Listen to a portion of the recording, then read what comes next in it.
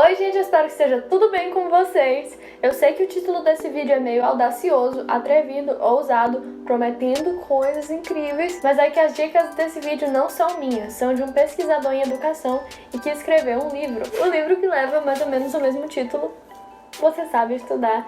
Quem sabe, estuda menos e aprende mais. Só por curiosidade, eu comprei ele, acho que no Mercado Livre mesmo, usado, foi tipo R$20 e tava em perfeitas condições, só tá meio assim, né, tá saindo a capa, porque eu deixei ao ar livre e choveu. Ainda assim, tá ótimo.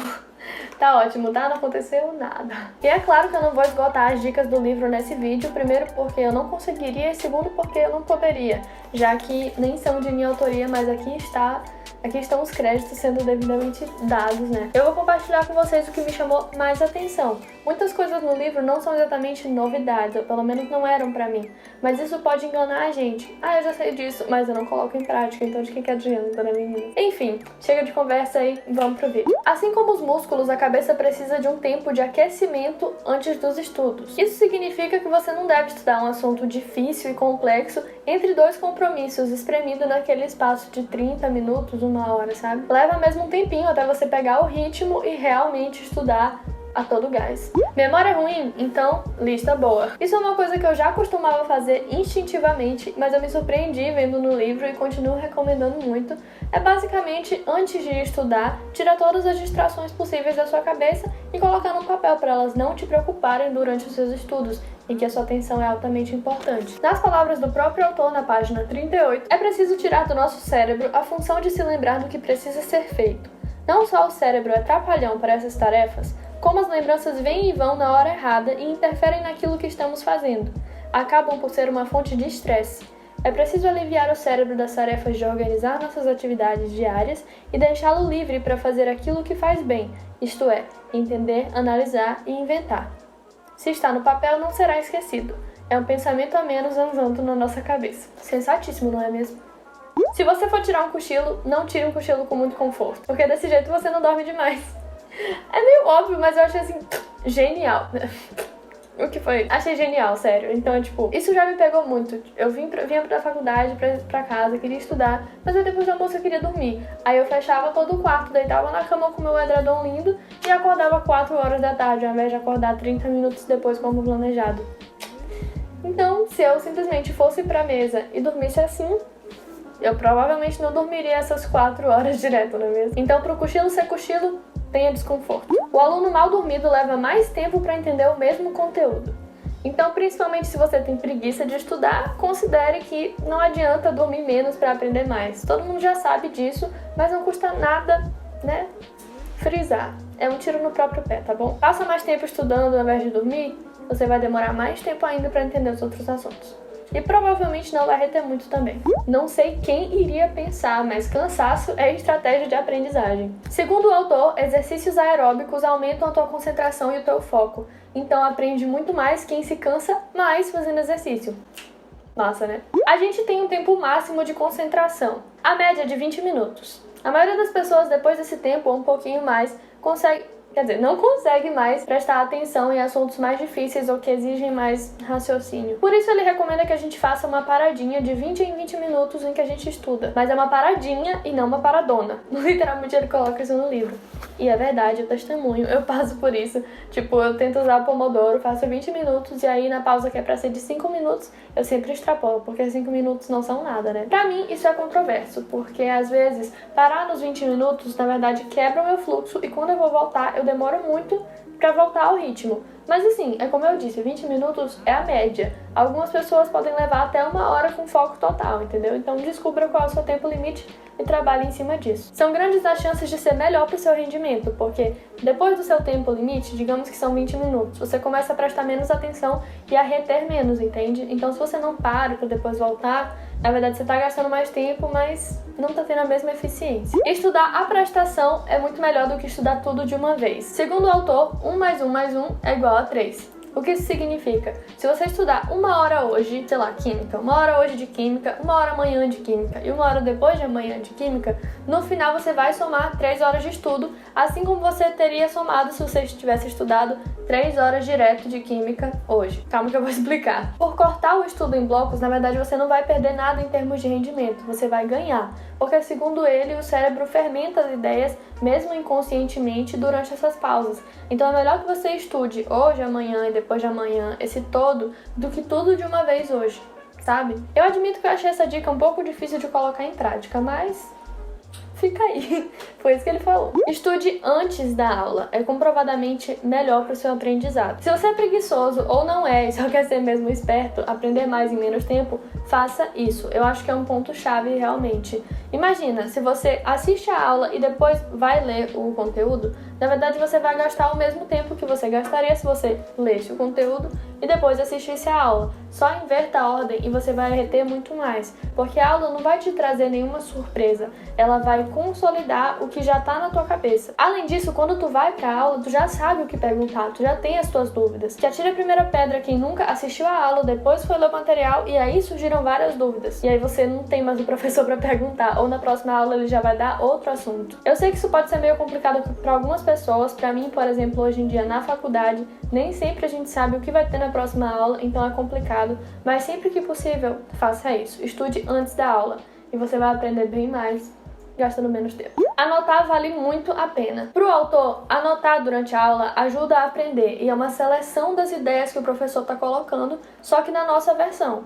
Ele ressalta que o importante é a gente colocar nas nossas palavras. Assim, a gente captar as ideias principais e traduzir como a gente entendeu.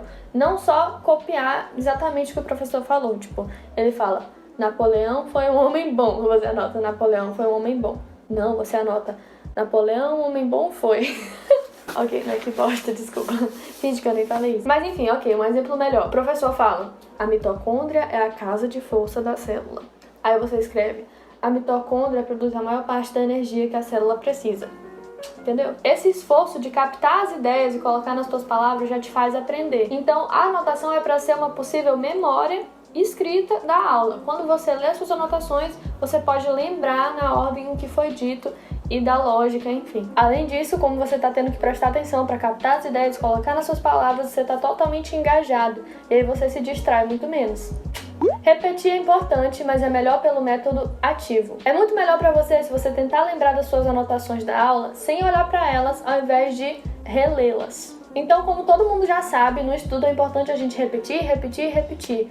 Mas ele ressalta que é melhor pela leitura, quer dizer, não é leitura, pelo método ativo, que é justamente você tentar lembrar ao invés de reler. Afinal, água mole em pedra dura. E outra coisa que ele fala é que a pergunta e a resposta são como... Eu esqueci a analogia, mas que são como duas árvores na floresta. Eu esqueci. Enfim, que elas têm uma distância. E aí, quanto mais você repete, mais essa distância diminui. Faz sentido? Faz, né? E aí, mais rápido você vai ter acesso àquela informação. Então, se você se pergunta e tenta lembrar, vai ser um aprendizado muito melhor do que ficar relendo. Faz sentido, né? Quanto mais canais, melhor. Pro autor, a gente aprende por vários canais diferentes, que seriam ver, ouvir, falar, ler, escrever, enfim. E quanto mais desses você usar, talvez ao mesmo tempo, melhor para o seu aprendizado. Então imagina, você tá escrevendo enquanto você lê a sua anotação em voz alta, então você tá ouvindo e você tá vendo. Se acho que posso, posso. Se não, fracasso. O autor ressalta 3 fatores como os mais importantes no aprendizado bem-sucedido: crença, persistência e boa direção do teu esforço. O que isso significa? Tu precisa acreditar que tu consegue. Então, segundo o título desta sessão do vídeo, se você acredita que consegue, você consegue, se não, você falha. É verdade. Já vivi isso. Depois de acreditar que você consegue, você precisa da persistência, porque não significa que a partir daí tudo vai dar certo. Você ainda vai ter dificuldades, então não adianta acreditar que consegue e aí na primeira dificuldade desistir daquilo. Você precisa persistir. E além disso, você precisa ter um bom direcionamento do seu esforço, porque não adianta você acreditar que consegue, persistir, mas estar estudando do jeito errado. E bom disso se trata o próprio livro, né? Várias técnicas de estudo. Segundo o livro, crença no sucesso é estado de espírito, persistência é hábito. Dale. Ai, foi. Se acho interessante, aprendo. Se acho chato, não. A gente aprende mais e melhor sobre os assuntos que a gente acha mais interessantes. E interesse é contagiante. O autor fala que ele pega como se fosse sarampo ou resfriado. Pega em quem passa perto. Então a gente tem que encontrar pessoas apaixonadas pelos assuntos que a gente acha chatos. Outra coisa interessante para despertar interesse em um assunto é pegar e estudar não só ele, mas a história dele. Então a história da química, a história de pessoas que fizeram a química crescer, sabe? Tipo Marie Curie, sei lá, Dalton... Quem mais? Thomson, essas pessoas. Em vez de começar e acabar com um assunto, é melhor ir com vários assuntos simultâneos. Segundo o autor, aprender do jeito certo dói mesmo. É difícil, tem que testar o conhecimento com frequência, desconcentrar a prática, misturar os assuntos e tentar responder antes de realmente ter aprendido. Então isso vai muito do método ativo, que é o que ele defende ativamente.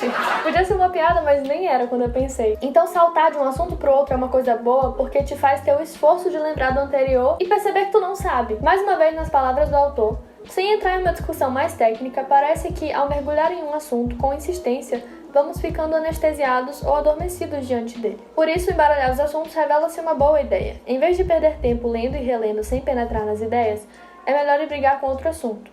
Quando saltamos de assunto, cada vez que aterrissamos de volta ao anterior, temos de fazer um esforço considerável para entrar de novo em sua onda, pois o esquecimento já fez seus estragos. É preciso voltar a entender o que parecia aprendido. O fato de tal esforço ser necessário mostra simplesmente que o conhecimento não estava consolidado, mas era um castelo de cartas. O passo a passo não funcionou. Ao voltar várias vezes ao tema, fazendo força para recuperar o que achávamos sabido, é que aprendemos de verdade. Ou seja, para aprender realmente você tem que encarar o fato de que você não sabe. Mas e aí, tu sabe estudar?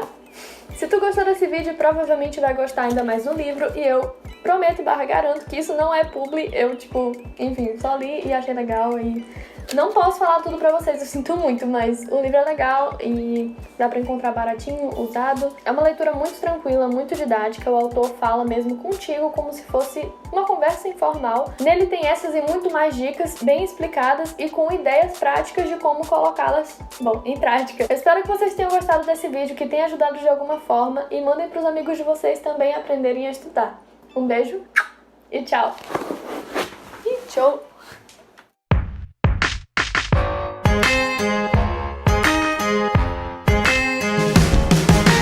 Quando é que eu vou aprender a fazer o som de explosão com a boca? Não é isso? Parece um pum. Tem que ser... melhor assim. Mais ou menos.